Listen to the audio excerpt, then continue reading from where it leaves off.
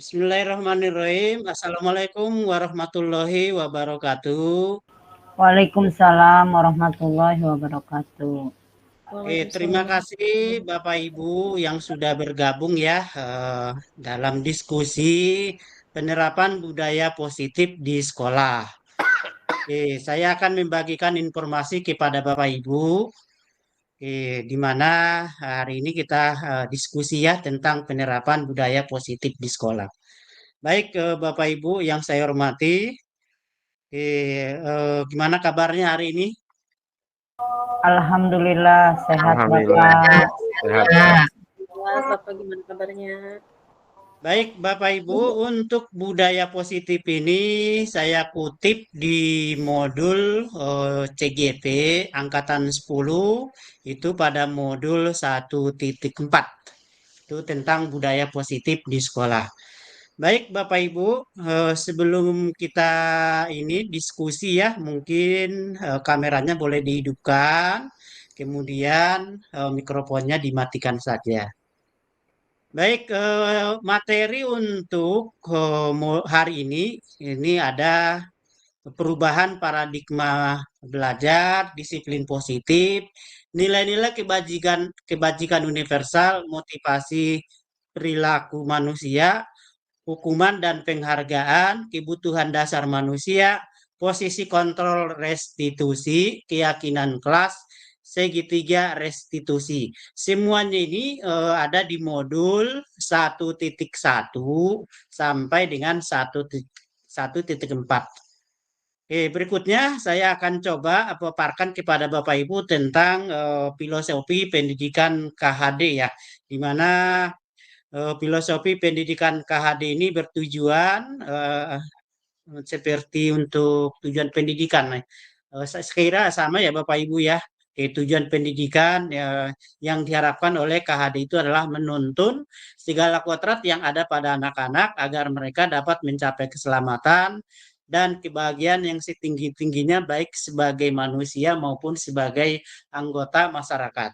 Jadi ini ada di modul 1.1 Bapak Ibu, di mana modul ini menerangkan tentang dasar-dasar pendidikan KHD, filosofi KHD, di mana KHD ini salah satu ya pahlawan nasional. Beliau itu juga merupakan tokoh ya, tokoh masyarakat. Kemudian pada mulanya di Jogja ya, mereka KHD ini mendirikan sebuah sekolah, taman siswa ya Bapak Ibu ya, di mana pada waktu itu sekolah hanya boleh dialami oleh kaum bangsawan ya. Jadi KHD ini memberikan kesempatan kepada rakyat pribumi ya untuk pendidikan ya.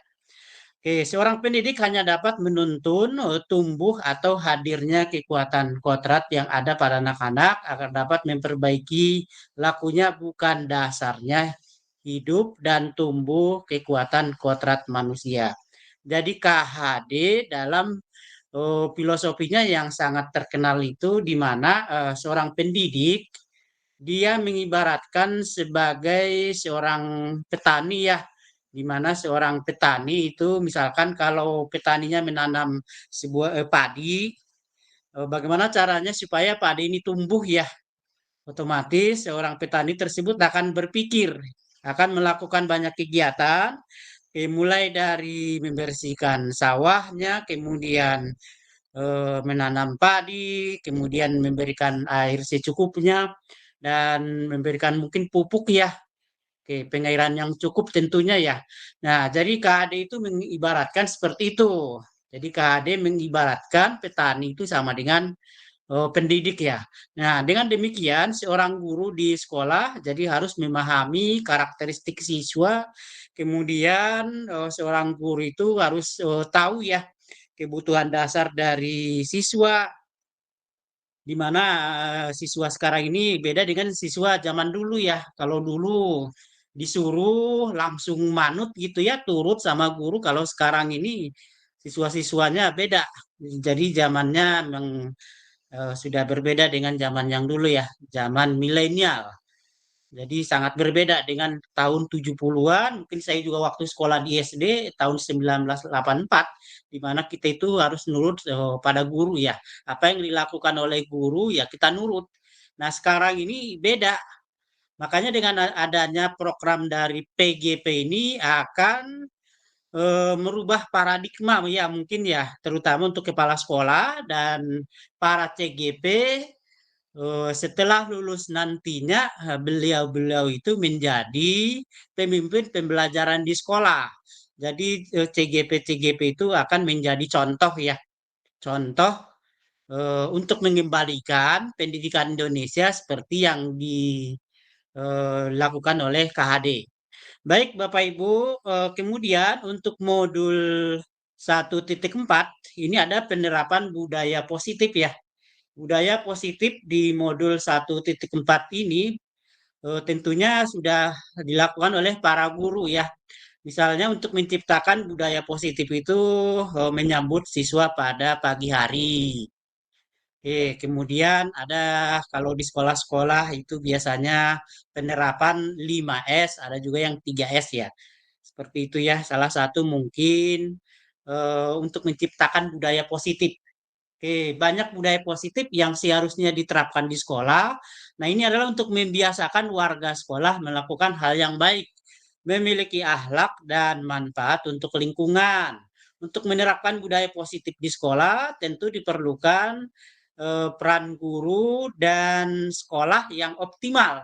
Guru bisa membangun komunitas di sekolah untuk menyiapkan siswa di masa depan menjadi manusia berbudaya, bukan hanya untuk pribadi saja, tetapi berdampak positif pada masyarakat ya. Baik Bapak Ibu, saya akan memberikan ini ya pertanyaan kepada Bapak Ibu ya. Mohon diketik di kolom chat. Mungkin satu aja. Pertanyaannya kira-kira apa tindakan Bapak Ibu, apa yang Bapak Ibu sudah lakukan, apa yang Bapak Ibu sudah lakukan untuk menerapkan budaya positif. Satu aja. Yang paling dominan ya. Jadi enggak semuanya. Silakan Bapak Ibu. Silakan ketik di kolom chat room. Satu aja ya, jangan banyak-banyak. Waktunya kurang lebih 1 menit.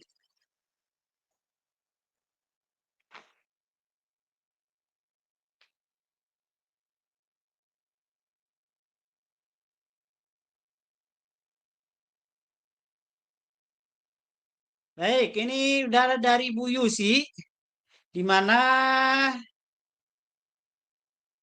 Oh ya, ini ada yang mau masuk ya. Baik, sudah. Saya ini Bu Yusi udah saya add. Berdoa sebelum mulai pembelajaran.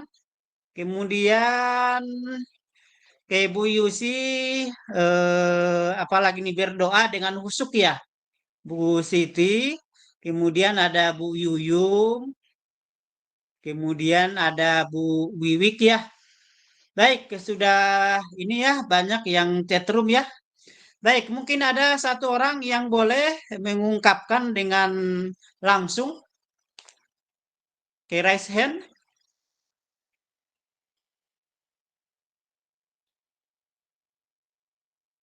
Silakan. Siapa yang bersedia untuk satu orang langsung mengutarakannya apa kira-kira budaya yang sudah diterapkan di sekolah ya untuk menciptakan baik Pak Hendra ya. Silakan Pak Hendra. Oke, bismillahirrahmanirrahim. Assalamualaikum warahmatullahi wabarakatuh. Waalaikumsalam warahmatullahi wabarakatuh. Kedengaran nggak suaranya? Ya, udah jelas Pak Hendra. Oke, budayanya yang sering diterapkan yaitu berdoa sebelum mulai pembelajaran karena itu penting untuk menambah konsentrasi, penting juga untuk menumbuhkan nilai-nilai religius, Pak, seperti itu. Dan untuk 5S mungkin di semua sekolah juga sudah menerapkan ya. Cuman terkadang kita suka lupa nih, mulai pembelajaran kadang doa terlewat seperti itu. Makanya hal yang utama itu berdoa sebelum melakukan apapun di dalam kelas seperti itu, Pak. Terima kasih. Baik, terima kasih Pak Endra. Biasanya memang untuk ini untuk pagi hari ya. Ini sudah banyak sekolah-sekolah yang sudah melakukan menyambut siswa ya, menyambut siswa di pagi hari ya. Kemudian sudah juga membiasakan ya, sudah budaya ya, budaya senyum, salam, sapa. Apa Bapak Ibu? Ada 5 ya. Sopan, Senyum, salam, sapa, Lantun, Pak. sopan dan santun, santun. dan sopan ya. Iya. Baik, ini ada dari Bu Yuyum ya, Bu Yuyum membersihkan kelas dan taman ya, mungkin ya, membersihkan kelas dan taman ya. Nah, Halamannya. dan halamannya ya, baik, oke. Jadi Bu, ini kegiatan-kegiatan ini, tindakan-tindakan positif ini sudah banyak ya dilakukan ya dan sudah Kenalin sering. aja ya.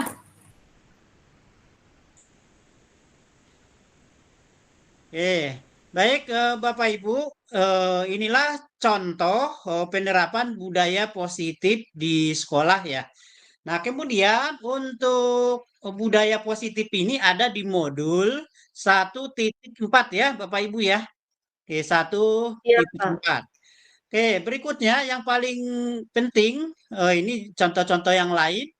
Ya, melaksanakan tata tertib sekolah, cinta kebersihan dan lingkungan dan seterusnya ya banyak ya Bapak Ibu ya. Baik, yang perlu diketahui pada modul 1.4 juga ada disebut dengan teori kontrol Bapak Ibu. Teori kontrol ini di mana hanya katanya kalau menurut Gosen ya. Nah, setiap orang memiliki gambaran berbeda. Kita berusaha memahami pandangan orang lain tentang dunia. Semua perilaku memiliki tujuan. Hanya Anda yang bisa mengontrol diri Anda ya. Jadi Anda tidak bisa mengontrol orang lain. Nah, ini teori kontrol ya. Di mana teori kontrol ini dicetuskan oleh Diana Gossen ya kalau nggak salah ya.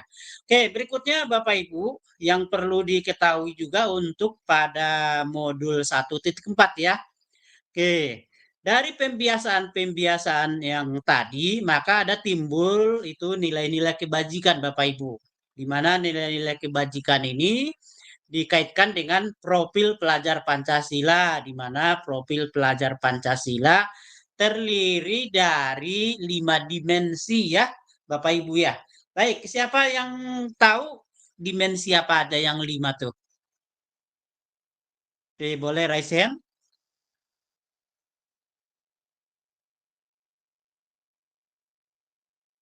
Oke, profil pelajar Pancasila ini terdiri atas 6 ya, 6 dimensi ya. Oke, silakan Bapak Ibu, mungkin siapa nih? Oke, yang paham, yang hafal ya. Tanpa melihat buku nih maksudnya tuh. Oke. Oke, terutama ini CGP. Oke, profil pelajar Pancasila terdiri dari 6 dimensi. Baik, silakan Pak Arif. Baik, Assalamualaikum warahmatullahi wabarakatuh. Waalaikumsalam warahmatullahi wabarakatuh. Sambil menderes kembali ya Pak, mengulang-ulang. Oke, Kadang mengulang-ulang sambil kalau diingat-ingat ya. sering kalau lama-lama tidak diucapkan sering lupa lagi. Iya. Jadi ya profil pelajar Pancasila yang pertama tuh bertakwa ya kepada Tuhan Yang Maha Esa dan berakhlak mulia. Kemudian mandiri, terus lagi gotong royong, berkebinekaan ya, berkebinekaan global, bernalar kritis. Satu lagi apa tuh? Oke, silakan Kreatif. satu lagi apa tuh? Kreatif Iya. ya. Kreatif Kreatif. dan Ada lagunya Pak Arif. Iya. Kadang lagunya suka Ada lagunya. Boleh tuh Pak Arif. Siapa tuh Bu Lagunya. Yayan ya? Boleh. Oke, Bu Yayan, Bu Yayan, Nah, Bu ya Yayan, boleh. Mbak. Bu Yayan, lagunya Boleh. seperti apa?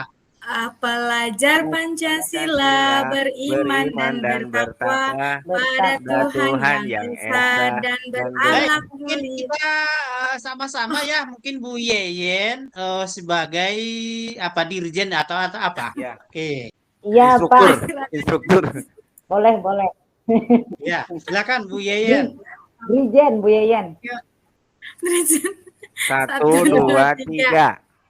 Belajar Pancasila beriman, beriman dan bertakwa pada Tuhan yang Esa dan berakhlak berkebinekaan bergotong royong mandiri Kreatif dan bersalah sedikit. Kalau anak-anak ada gerakannya juga, Oke, iya. Kalau anak-anak sama gerakannya ya Bu Yeyen. pakai gerakan juga ya.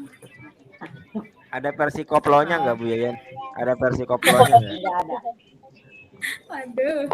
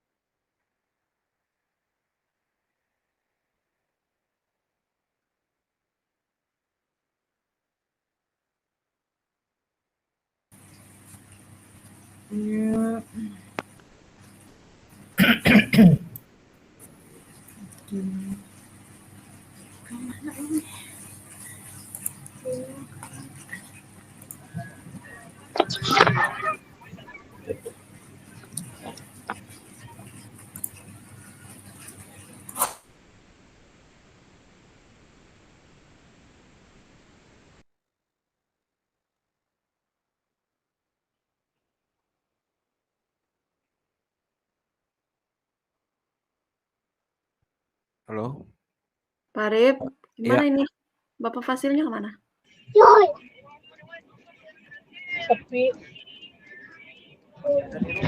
Masih ada di room nggak Bapak? Ada.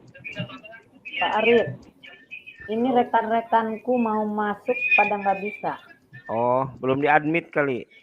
Ditunggu ya. Iya, oke. Kayaknya Bapak Fasilnya keluar dulu, Bu Iya. Munah. Oh iya, ini soalnya nih. Ada lagi yang mau masuk? Iya, masih ada Pak. Masih ada Pak. Ada 2 orang nih teman saya Pak dari sekolahan. Baik, ada 2 orang ya. Iya Pak. Oke, tapi udah masuk semua kok. Ini udah 22 ya. Oh udah. Nggak ada lagi? Oh nggak ada lagi Pak. Tadi nih Nggak ngecek ada lagi Pak. ya, cukup lah. Oke, Ini oke, minimal Pak. 10 orang aja kok. Udah Oke, cukup Pak. ya. Iya Pak. Iya, kita udah lebih. Baik, Bapak Ibu, saya ulang ya. Tadi juga saya ini ya mikrofonnya tertutup ya. Oke, pertanyaannya begini Bapak Ibu. Apakah Bapak Ibu setuju dengan memberikan hadiah atau memberikan penghargaan kepada siswa? Siswa itu lebih termotivasi lagi untuk belajar. Nah, Setuju. silakan ketik di chat room aja. Apakah dengan memberikan hadiah atau dengan memberikan penghargaan, siswa itu lebih termotivasi lagi untuk belajar? Oke, kurang lebih satu menit, 2 menit ya. Oke, jangan di ini dulu, jangan langsung diketik dulu ya. Oke, supaya tidak mencontek-contekan gitu ya Bapak Ibu ya. Oke, ditahan dulu. Jangan dulu dikirim udah Pak. Nah, ya jangan dulu diklik ya, jangan dulu dikirim Iya. ya. Jangan dulu di enter. Nanti Ah, barengan. baik. Oke, baik saya Siap. ulangi pertanyaannya. Apakah Oke, Pak. Bapak Ibu setuju dengan memberikan penghargaan atau hadiah kepada siswa? Siswa itu termotivasi untuk belajar lebih maju lagi.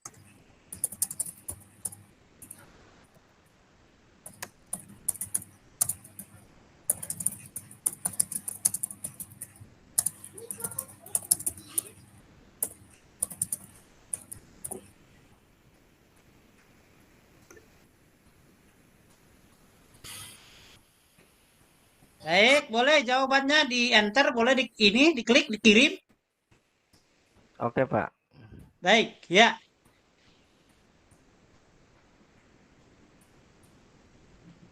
Oke, saya bacakan dari atas. Bu Munah katanya setuju, Bu Desi setuju, kemudian Bu Wiwi setuju, Bu Yuyum setuju, Pak Arif untuk jangka pendek iya, tapi kalau untuk jangka panjang kurang ideal. Kemudian Bu Holifah setuju, Pak Hendra tidak setuju. Kemudian ada RDSS Pak Usep, itu katanya setuju untuk sementara. Kemudian Bu Yeyen, karena posisi saya masih di kelas rendah, saya setuju. Kemudian Ibu Siti Siska ya, setuju. Penghargaan, apresiasi berupa pujian. Baik, saya boleh Ibu Siti Siska Luciana boleh bicara ini setuju alasannya apa gitu ya. Kalau dengan bicara kita lebih mendengarkan ya. Oke, Bu Siti boleh diungkapkan kesetujuannya itu seperti apa ya? Bu Siska. Baik Pak, makasih kesempatannya. Kak Luciana ya. Iya, Sebelumnya Siti Rizka Luciana. kenalkan dulu dari sekolah Iya. mana? Iya. Assalamualaikum warahmatullahi wabarakatuh. Waalaikumsalam Perkenalkan, warahmatullahi wabarakatuh. nama saya Siti Siska Luciana dari SDN 1 Cikatapis. Saya diundang oleh Pak Arif Rahman Hakim. Langsung aja nih Pak. Langsung ya, yuk langsung. Ya. Alasan Setuju saya ya? setuju, kebetulan karena saya sama dengan Ibu Yeyen, saya juga ngajar kelas rendah di kelas 1, saya sering menerapkan pujian kepada anak-anak kelas 1. Misalnya kalau mereka selesai mengerjakan tugas, apalagi beberapa siswa ada yang dia kesulitan, masih sulit untuk menulis. Alhamdulillah sekarang misalnya contoh konkret, Aldi sekarang nulisnya tugasnya selesai loh gitu kan. Nah itu dia alhamdulillah selanjutnya lagi hari berikutnya alhamdulillah sampai sekarang dia menyelesaikan tugasnya Pak, seperti itu. Baik, ada pendapat yang lain? Ada yang mau menyanggah atau setuju dengan Bu Siska? Oke, Bu Munah, silakan Bu Munah. Sangat setuju. Ya, terima kasih Bapak kesempatannya.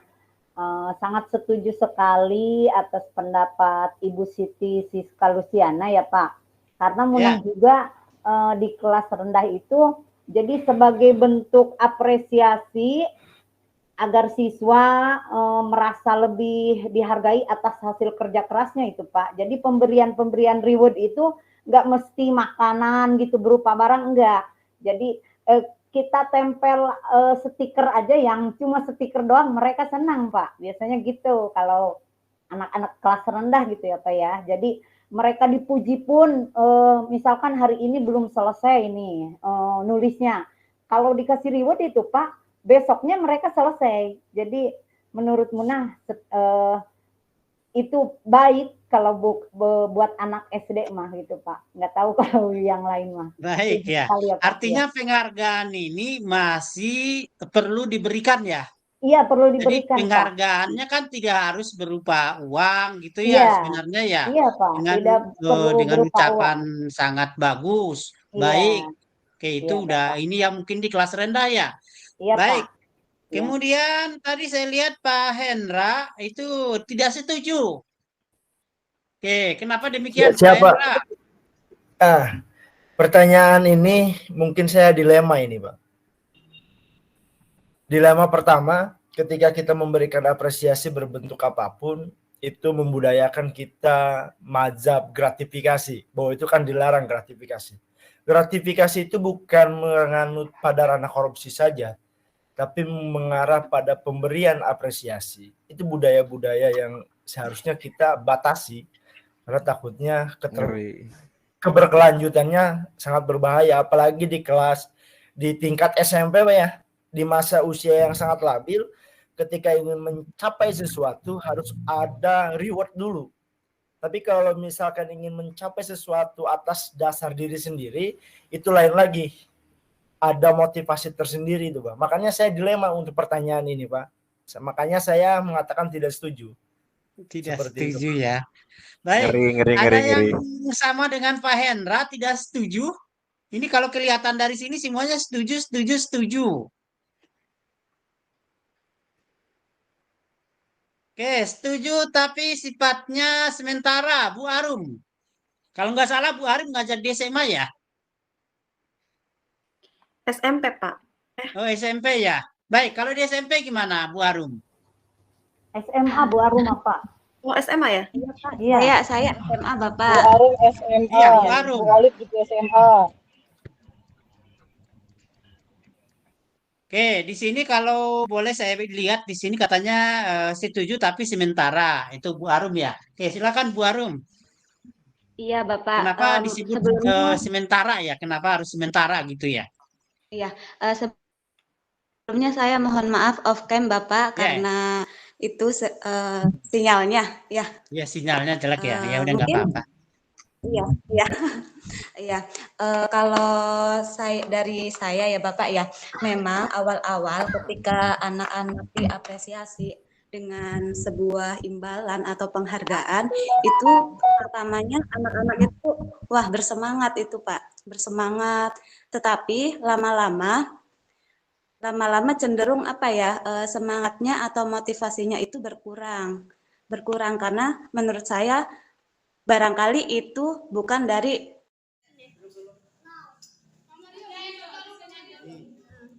Kok bisa kelasan ya? Kok bisa lupa? Ya lupa kan nggak bisa di Bisa lupa gimana? Itu yang lain mah ngumpulin. Tinggal beres gue. Tinggal berdua si Ari sama Rosmawati, padahal kan tidak diingat ya. Bisa lupa.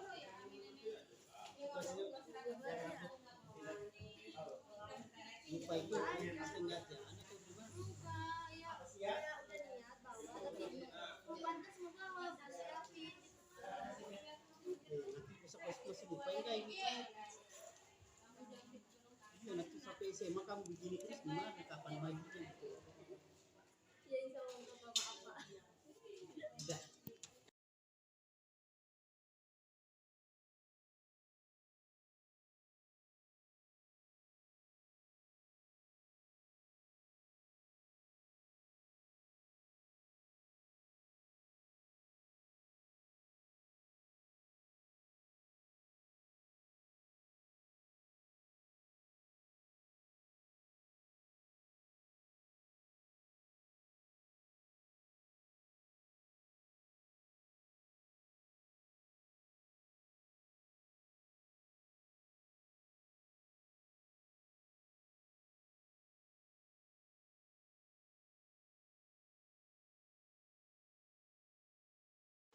kesadaran diri sendiri, hanya motivasi ekstrinsik atau motivasi dari luar. Begitu Bapak, makanya menurut saya itu setuju tetapi sifatnya hanya sementara. Baik, oke. Nanti Bapak Ibu bisa ini kesimpulan ya. Ini saya coba bacakan bentuk penghargaan itu penghargaan seperti apa. Ini sebetulnya juga ada kutipan dari modul 1.4 ya di eksplorasi konsep. Baik, saya bacakan Bapak Ibu. Jika kita menggunakan penghargaan, maka orang tersebut akan bergantung pada penghargaan yang diberikan. Jika saya mengharapkan suatu penghargaan dan tidak mendapatkannya, maka saya akan kecewa dan berkecil hati. Serta kemungkinan lain kali saya tidak akan berusaha keras seperti semula. Jika kita memberikan seseorang suatu penghargaan untuk melakukan sesuatu, maka kita harus terus-menerus memberikan penghargaan itu. Jika kita ingin orang tersebut meneruskan perilaku yang kita inginkan. Baik, ketika seseorang diberi penghargaan atau dipuji di depan orang banyak, maka orang lain akan merasa iri. Dan sebagian dari mereka akan tidak menyukai orang yang diberi penghargaan tersebut.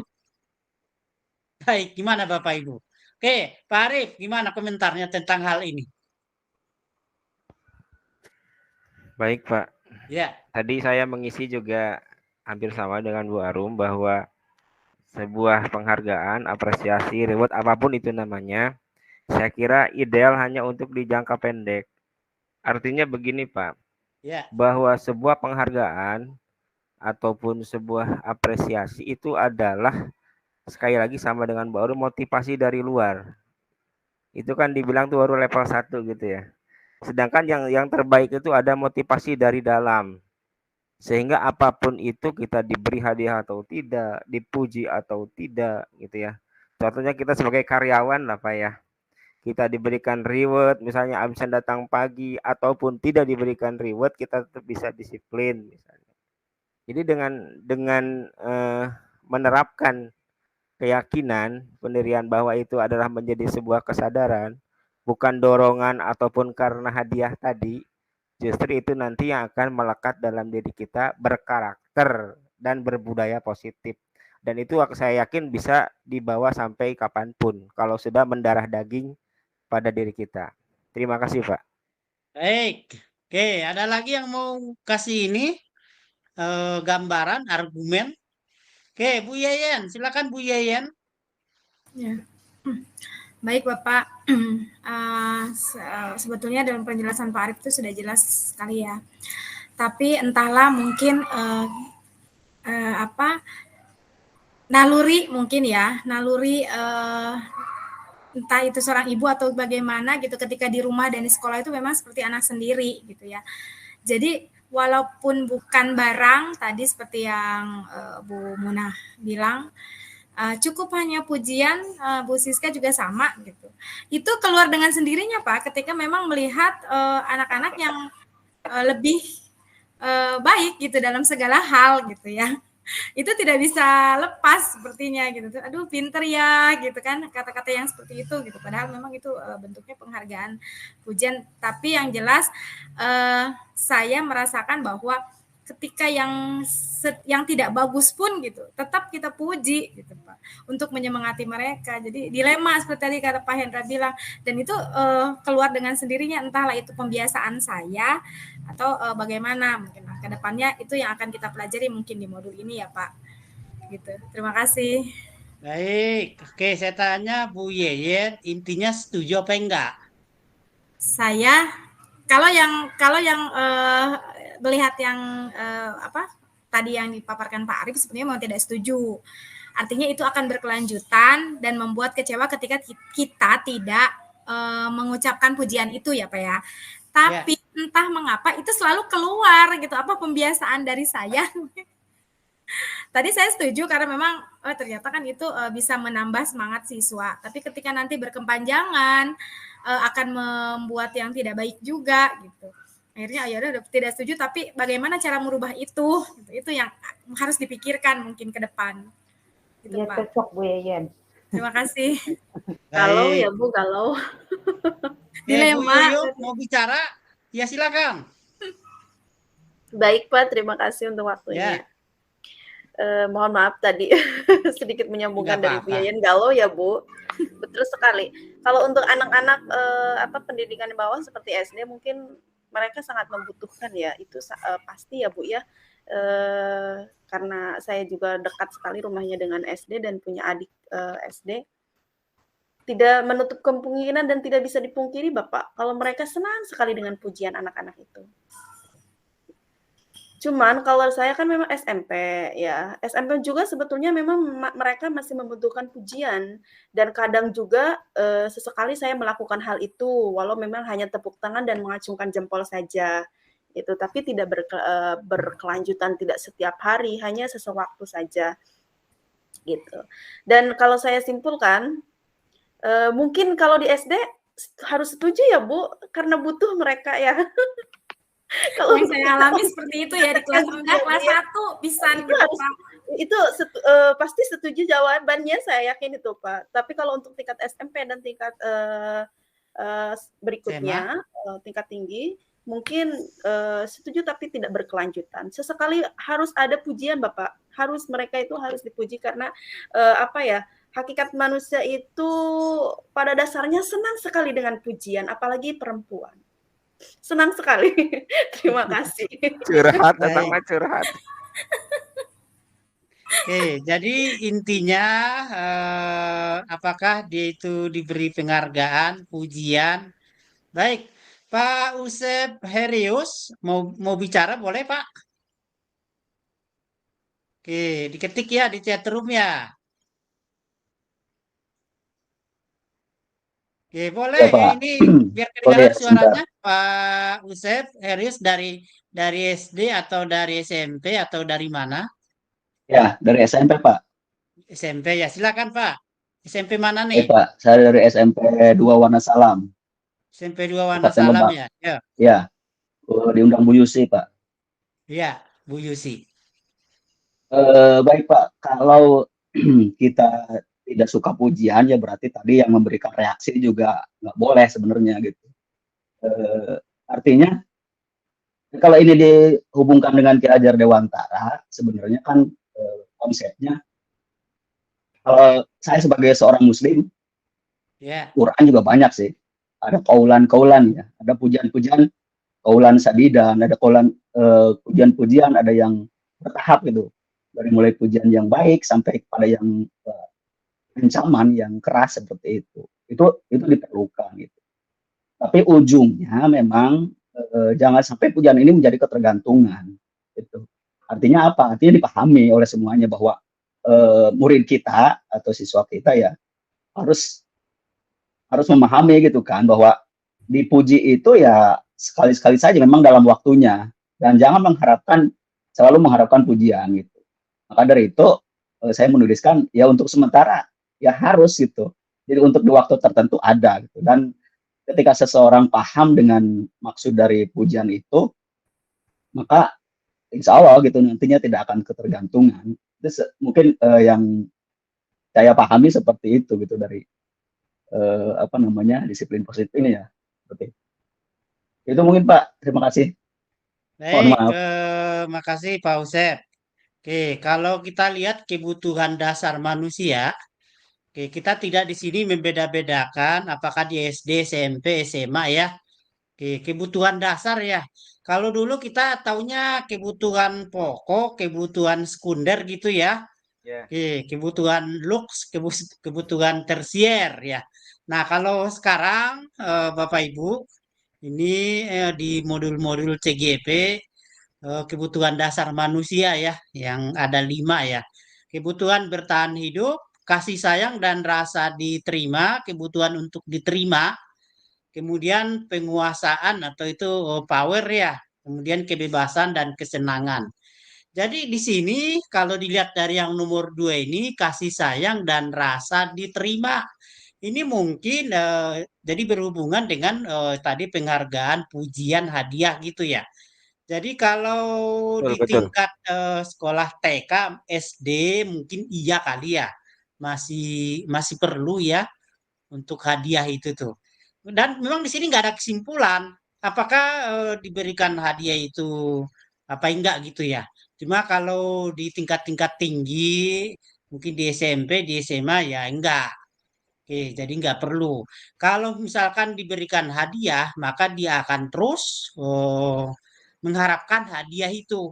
Bagi yang pintar kan, kalau bagi yang bodoh, yang tidak pernah mendapatkan hadiah, pasti dia merasa minder ya, malah iri, dengki kepada yang menerima hadiah.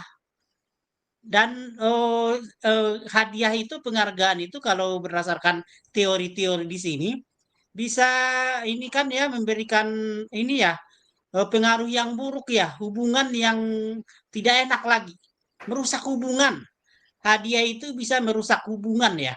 Kalau berdasarkan teori-teori di modul PGP ya. Hadiah atau pujian, nah itu bisa memberikan dampak yang lebih tinggi, merusak hubungan. Jadi mungkin iya kalau di tingkat tinggi mungkin ya, kayak di SMP, di SMA mungkin iya, dia terus yang mendapatkan hadiah. Saya nggak usah mau belajar lagi lah. Kayak kalau misalkan disuruh lomba ya, nggak mau lagi karena sudah merasa ya tidak mampu. Sebenarnya memang ya itu juga salah. Makanya kita sebagai guru memang harus tahu ya Bapak Ibu ya tentang kebutuhan dasar manusia ini ya. Nah, siswa berontak, siswa marah, mungkin siswa kesal, siswa tidak mau belajar, mungkin masih ada kebutuhan dasar yang belum terpenuhi. Jadi kita kan kadang guru taunya hanya negatifnya aja. Itu nggak mau nulis, nggak mau ini, nggak mau maju ke depan. Nah dari situ mungkin ada kebutuhan yang belum tercapai itu. Jadi seorang guru harus paham ya, harus paham. Apalagi mungkin sebagai wali kelas gitu ya. Masa sebagai wali kelas nggak hafal ya siswanya ya. 1 tahun dari 34 orang siswa itu ada yang nggak hafal namanya gitu ya. Jadi kita guru itu ya salah. Jadi guru itu belum tahu kebutuhan dasar dari murid. Makanya pada modul 1.4 eksplorasi konsep itu banyak pertanyaan ya untuk kebutuhan dasar manusia ya. Mudah-mudahan Bapak Ibu semua sudah menyelesaikan itu ya untuk kebutuhan dasar ya. Saya yakin untuk eksplorasi konsep sudah ya. Yang belum menyelesaikan eksplorasi konsep Bapak Ibu, memang itu waktunya lama ya. Dan memang banyak anaknya. Keyakinan kelas, tuh ada lagi pengantar, ada teorinya, ada pertanyaan. Nah, Bapak Ibu CGP itu semuanya harus terjawab ya. Semuanya itu harus terjawab ya. Masih ada nggak yang belum menyelesaikan ya? Kalau Bu Yusi, Pak Hendra itu saya lihat sudah tuntas. Mungkin masih ada Bapak Ibu yang belum tuntas itu eksplorasi konsep. Sudah Pak, sudah. Alhamdulillah sudah Pak. Ibu Yeyen sudah, Bu Yuyun sudah. Sudah Pak. Sudah tuntas Alhamdulillah. Sudah tuntas ya, itu yang ada 6 ya, ada 6 eksplorasi konsep ya. Sampai di segitiga restitusi. Iya. Nah, sampai di segitiga restitusi. Baik, Pak Hendra, ini ada raise hand. Silakan Pak Hendra, ada yang mau disampaikan? Ini saya mau bertanya nih Pak, terkait masalah demonstrasi konstekstual. Demonstrasi konseptual, saya nyari referensi, emang harus dokumentasi video Pak ya? Demonstrasi kontekstual pada modul 1.4 kan? Itu kan segitiga restitusi kalau nggak salah ya? Iya. Nah, segitiga restitusi kan ada 3 tuh, langkah-langkah segitiga restitusi. Baik, ini akan saya paparkan sedikit ya. Yang belum baca, supaya lebih paham yang sudah baca ya. Langkah-langkah segitiga restitusi kan ada 3. Yang pertama ini adalah menstabilkan identitas nih. Pada bagian dasar dari segitiga bertujuan untuk mengubah identitas anak dari orang yang gagal karena melakukan kesalahan menjadi orang yang sukses. Anak yang melanggar peraturan karena sedang mencari perhatian adalah anak yang mengalami kegagalan. Ia mencoba untuk kebutuhan dasarnya namun ada benturan. Kalimat-kalimat yang pantas yang sesuai dengan menstabilkan identitas antara lain. Berbuat salah itu tidak apa-apa. Tidak ada manusia yang sempurna. Saya juga pernah melakukan kesalahan seperti itu. Kita bisa menyelesaikan ini. Ini kira-kira kalimat-kalimat pada menstabilkan identitas. Kemudian pada bagian yang kedua, validasi tindakan yang salah.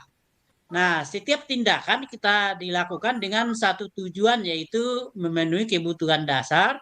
Kalau kita memang kebutuhan dasar apa yang mendasari sebuah tindakan, kita akan bisa menemukan cara-cara paling efektif untuk memenuhi kebutuhan tersebut.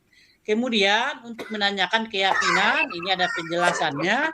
Kemudian Bapak Ibu CGP itu kan ada videonya itu ya.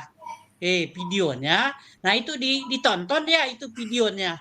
Pak dengan siapa itu murid itu ya, salah satu kegiatan atau bagaimana cara menanyakan keyakinan, identitas, menstabilkan identitas, validasi yang salah. Nah, itu harus ditonton Bapak Ibu. Nah, setelah itu ditonton, Bapak Ibu CGP harus mempraktekkan. Nah, harus mempraktekkan ya itu segitiga restitusi. Itu yang didemonstrasi kontekstual. Oke, jadi buat dulu skenarionya. Kan itu kalau nggak salah 2 kasus ya. 2 kasus ya. Nah, kasus, Pak. tapi yang Ya, Pak. melakukannya itu cukup 2 orang antara Bapak Ibu CGP dengan salah satu siswa. Nah, divideokan. Oke, jadi buat dulu skenarionya, divideokan, nanti skenario dan videonya itu diunggahlah di demonstrasi kontekstual. Seperti itu Pak Hendra. Makanya sebelum anak-anak ini ujian, itu ya. Jadi kita memang ini melangkah lebih maju. Memang saya juga sengaja saya buat seperti itu. Nah, sebelum anak-anak ujian, Bapak Ibu melakukan segitiga restitusi. Itu ya. Nah, itu yang disematkan skenarionya dan videonya di demonstrasi itu. Nah, kemudian untuk keyakinan kelas, Bapak Ibu juga sebagai CGP melakukan praktek ya. Nah, praktek. Jadi sebelum anak-anak ini ujian. Oke, makanya sebelum tanggal 3, ini kurang lebih mungkin nggak ada 2 minggu lagi ya ujian ya. Sebelum ujian ya. Paling mungkin 1 minggu doang ini kan belajar ya. Tanggal 23 kan hari Kamis ya. Itu libur. Kamis, Jumat mungkin libur lagi. Paling minggu depannya lagi. Nah, jadi Bapak Ibu harus melakukan juga tuh praktek tentang keyakinan kelas tuh. Ditambah seperti itu, pendampingan Pak individu, Pak. Ya, Ditambah gimana Pak Arif? ditambah jadwal pendampingan individu dimulai hari Selasa juga nih. Pendampingan individu yang keberapa nih? Pendampingan kedua. individu Yang kedua, Pak. Kedua, Dua. jadi dimulai tanggal 21 tuh, Pak. Mulai roadshow. Padat ya Pak Arif ya. PP-nya. tanggal 21 mulai roadshow itu, Pak. PP-nya. tanggal 21 ya. Iya. Oke. Jadi berarti Bapak Ibu pandai-pandailah berarti mengatur waktu. Oke. Jadi untuk di aksi nyata nih. Oke, nanti ya untuk aksi nyata ya. Oke, kita sampai kurang lebih sampai jam 8 ya. Oke, ini Pak Hendra udah bertanya duluan dan saya udah menjawab ya untuk demonstrasi konstekstual ya. Seperti itu ya Pak Hendra ya. Oke, ada lagi yang kurang jelas untuk demonstrasi? Siapa udah paham, Pak? Terima kasih. Udah paham ya. Oke, jadi melakukan praktek segitiga restitusi. Jadi pertama buat dulu skenarionya. Skenarionya juga nanti di-upload tuh. Kemudian divideoin. Jadi divideoin antara Bapak Ibu CGP dengan siswa, salah satu siswa. Makanya sebelum divideoin, Bapak Ibu kan harus berlatih dulu juga ya. Informasikan ke siswa. Seperti tadi yang skenarionya tuh. Oh, banyak kok itunya di contoh-contohnya juga di YouTube ya. Kalau toh juga nanti nggak ketemu, ya udah. Nanti saya juga sebenarnya sih ada dari CGP yang angkatan 7. Tapi kalau Bapak Ibu ada ya ngapain kan gitu. Ini barangkali jalan terakhir. Bisa dari saya gitu. Tapi bagusnya sih nggak dari saya. Bapak Ibu yang mencari. Supaya leluasa mencari contoh gitu ya. Oke, itu untuk demonstrasi kontekstual ya. Baik, untuk keyakinan kelas nih, Bapak Ibu. Oke, saya ini kan sedikit lagi ya PPT-nya ini ya. Yang penting juga nih harus dipraktekkan nih untuk keyakinan kelas. Keyakinan kelas kan tidak sama dengan peraturan kelas. Jelas berbeda. Yang sekarang ini adalah peraturan kelas ya. Nah, biasanya kalau sekolah-sekolahnya udah sekolah penggerak sih udah pasti. Sudah membuat keyakinan-keyakinan kelas. Nah, untuk Bapak Ibu CGP, silakan ini juga nih dipraktekkan nih keyakinan kelas tuh. Nah, keyakinan kelas ini dibuat antara Bapak Ibu CGP dengan siswa ya. Jadi diskusi. Nah, ini pembentukan keyakinan kelas. Nah, keyakinan kelas bersifat lebih abstrak ya daripada peraturan ya, yang lebih rinci dan konkret. Keyakinan kelas berupa pernyataan-pernyataan universal. Pernyataan keyakinan kelas senantiasa dibuat dalam bentuk positif ya.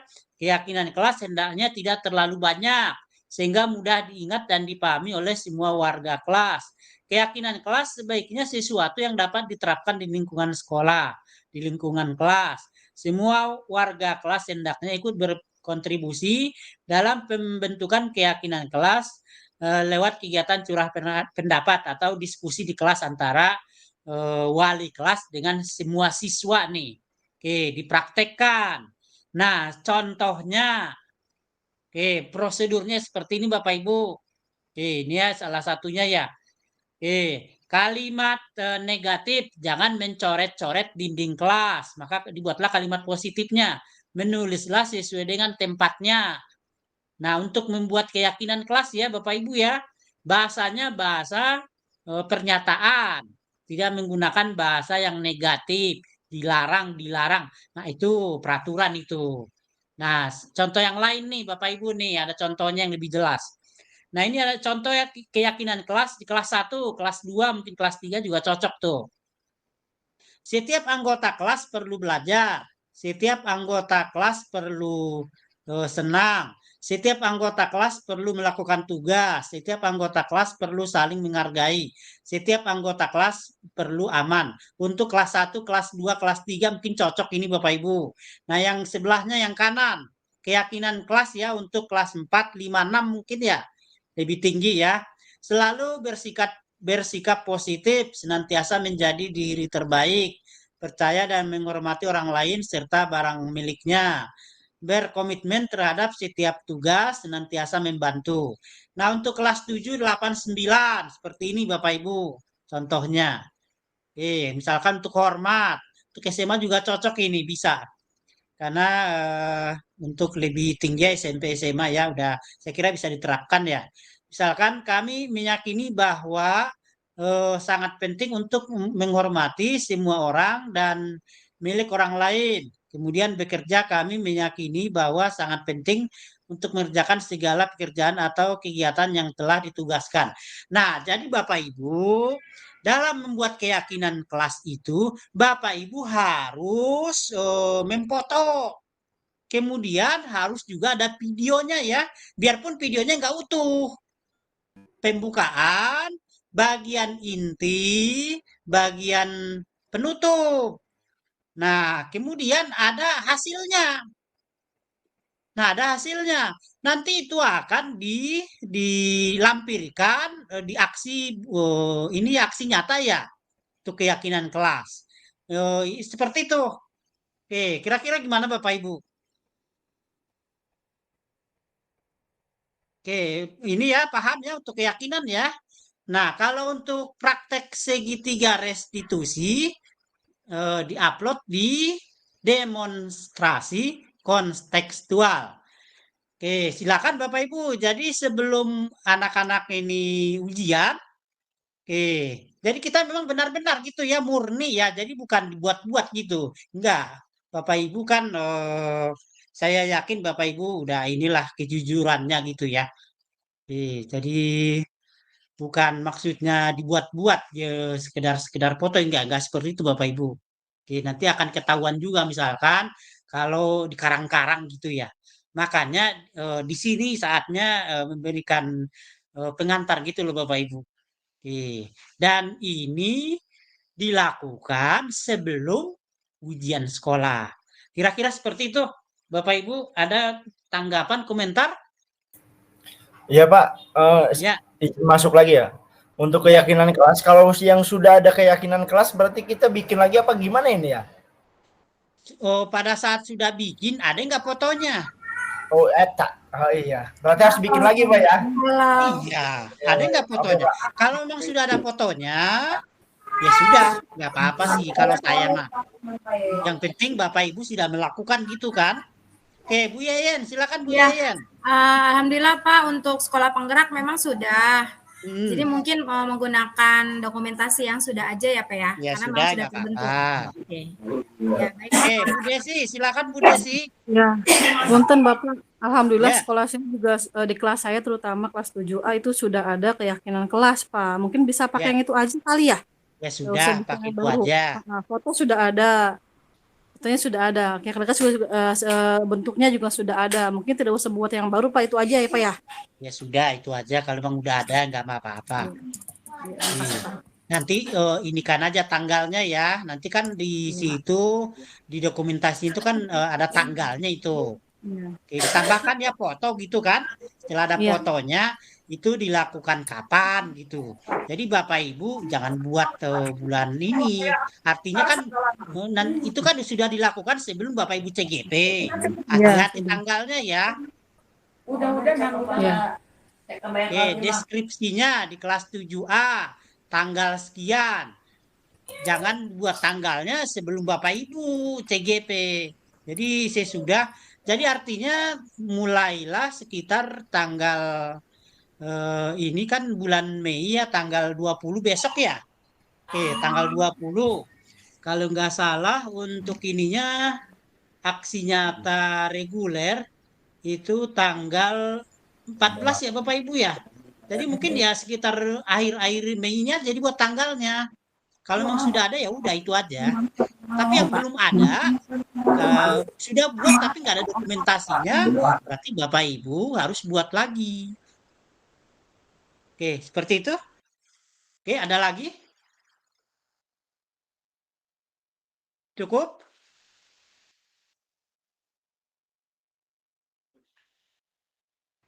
Oke, Pak Arif, gimana cukup? Ini kita 1 jam aja. Saya Cukup, akan Pak. menghentikan Cukup, rekaman Pak, kalau cukup. sudah cukup. Cukup Oke, Pak, cukup. Terima kasih. Oke, cukup ya. Baik Bapak Ibu. Oke, terima kasih atas diskusi hari ini. Kurang lebihnya saya mohon maaf. Saya ucapkan terima kasih kepada Bapak Ibu ya yang sudah rela membagi waktu ya di malam hari ini. Di mana sebenarnya ininya adalah berbagi informasi sebenarnya ya. Berbagi informasi supaya Bapak Ibu lebih termotivasi untuk membuat aksi nyata ini nih. Jadi saya ucapkan terima kasih kepada Bapak Ibu juga yang tidak CGP ya, yang dengan rela ya berbagi informasi kepada Bapak Ibu. Mudah-mudahan Bapak Ibu yang belum CGP ya daftar nih Pak Usep, Bu Siska gitu ya. Mudah-mudahan masih ada nih angkatan 12. Angkatan 10 ini sudah masuk modul 1.4, angkatan 11 itu sekitar bulan Juni Bapak Ibu. Angkatan 11. Siapa tahu ada yang bertanya-tanya, angkatan 11 mulai kapan? Angkatan 11 itu Juni. Mungkin bisa di pertengahan ya, mudah-mudahan di awal. Tapi kalau di awal kayaknya nggak terkejar, penkelasan aja kan belum. Paling mungkin Juni angkatan 11. Kemudian di angkatan 12, berdasarkan informasi yang saya terima, diserahkan kepada ini kabupaten kota. Oke, itu yang saya dengar informasinya. Tapi itunya belum resmi ya, baru desas-desus saja. Katanya angkatan 12 CGP itu diserahkan kepada kabupaten kota. Artinya ini keuangannya dari bupati gitu ya, wali kota ya. Jadi bukan dari BGP lagi. Oke, mudah-mudahan informasinya salah gitu ya. Oke, nanti kita akan dengar atau kita tunggu Permendirjen atau apa gitu ya, informasi yang lebih lengkapnya ya. Oke, demikian ya Bapak Ibu ya. Ini terima kasih atas atensinya, terima kasih atas pertanyaannya. Wabillahi taufiq wal hidayah. Wassalamualaikum warahmatullahi wabarakatuh. Waalaikumsalam warahmatullahi wabarakatuh. Baik, yang warahmatullahi TGP wabarakatuh. tetap di sini sebentar. Oke, yang bukan TGP boleh Bapak Ibu.